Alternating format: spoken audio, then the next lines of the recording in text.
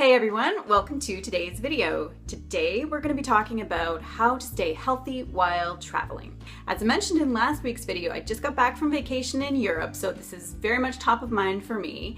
Besides being a family doctor, a writer, and a wellness expert, travel is one of my main passions in life, so this is a very important topic to me. And I'll be the first to admit it is not easy to maintain your healthy lifestyle while you're on the go, while you're traveling and on vacation. But I have got 4 tips for you today, so let's just jump into those. Tip number 1 is, as much as you can, prepare your own food. This will depend on where exactly your holiday destination is. So if you're staying in a resort, clearly this is not going to be an option. But if it is an option, what we almost always do is stay in an Airbnb, because what that means is that we can shop locally for food at grocery stores or at markets, which is actually a really fun thing to do while on holiday anyway. And because we have a fridge and a stove, we can store and prepare all of our own food on our own. It's especially important for breakfast. It's also a lot cheaper to eat this way than always having to go to a restaurant, and it's much healthier. It's really important also if you have allergies or specific food sensitivities, because then you're in much more control. Of course, when you're traveling, it is really fun to go out to restaurants, so you're not going to avoid that altogether, but it is much nicer to have the choice and the option and to stay in control of your own food prep.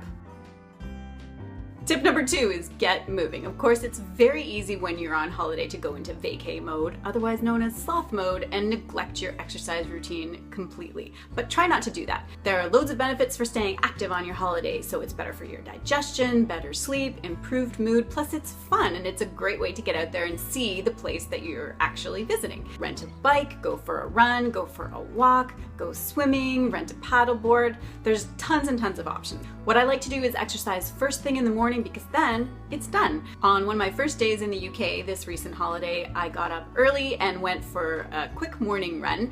I followed a public footpath that led over a stile and into a field full of sheep. So I was running along in a field full of sheep, which was absolutely hysterical. I took a ton of sheep selfies, and the sheep, I'm not sure what they thought of me, but I had a blast. Tip number 3 is protect your sleep. This is critical. You've got to do whatever you have to do to make sure that you're getting good sleep on holiday. Because travel, let's face it, is kind of exhausting at times.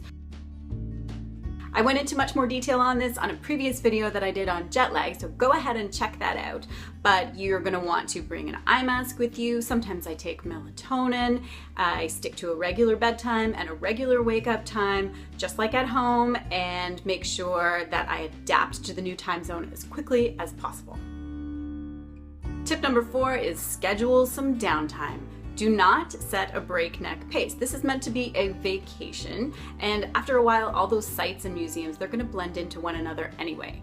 But the truth is, I am not good at this at all, or I haven't been in the past. For example, one time we went to Hong Kong, my husband and I, and after a very, very long flight, my husband really wanted to take a nap in the hotel. We were staying at quite a nice hotel. He wanted to take a nap. I said, no way, let's get out into the city. I want to see the city. So I dragged him out of the hotel and we walked around the city and took the ferry and saw all kinds of sights. We only had a couple of hours before we were going to be meeting these friends of friends who we had arranged.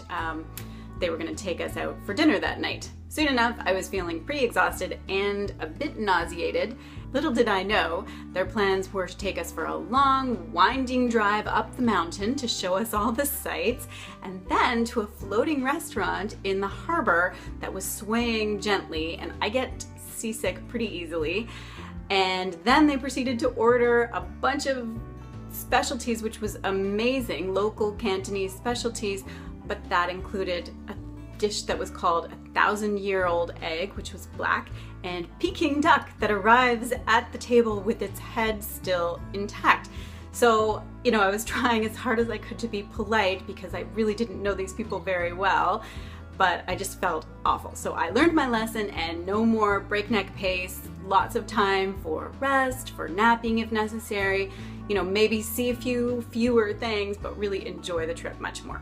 Okay, so there you have it. Those are my 4 tips for staying healthy while traveling. If you have your own tips or tricks that you like, then throw them down into the comments below. If you have any other suggestions for topics that you'd love to see in the future, put that in the comments too. And if you liked this video, then like it, share it with your friends, and don't forget to subscribe to my channel so you'll be notified the next time I release a video. Okay, that's all for now. Bye.